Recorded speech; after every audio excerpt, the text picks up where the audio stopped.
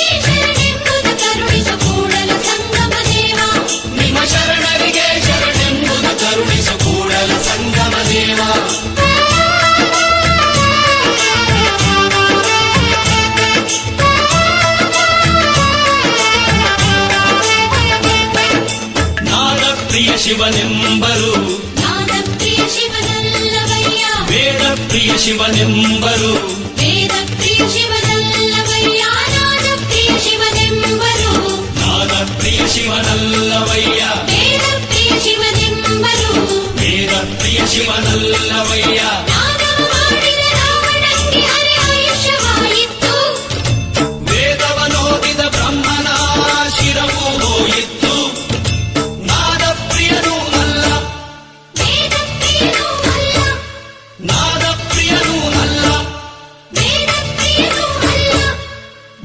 ಪ್ರಿಯ ನಮ್ಮ ಕೂಡಲ ಸಂಗಮ ದೇವ,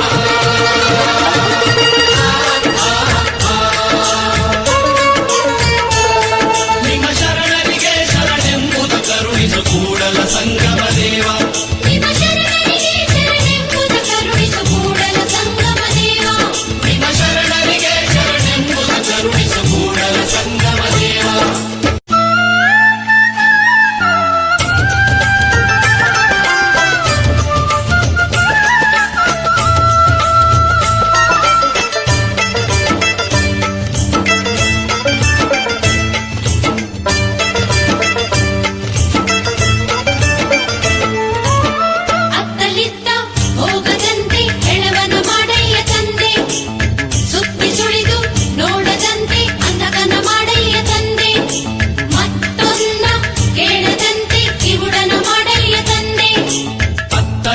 ಹೋಗದಂತೆ ಹೆಳವನ ಮಾಡಯ್ಯ ತಂದೆ, ಸುತ್ತಿ ಸುಳಿದು ನೋಡದಂತೆ ಅಂಧಕನ ಮಾಡಯ್ಯ ತಂದೆ, ಮತ್ತೊಂದ ಕೇಳದಂತೆ ಕಿವುಡನ ಮಾಡಯ್ಯ ತಂದೆ.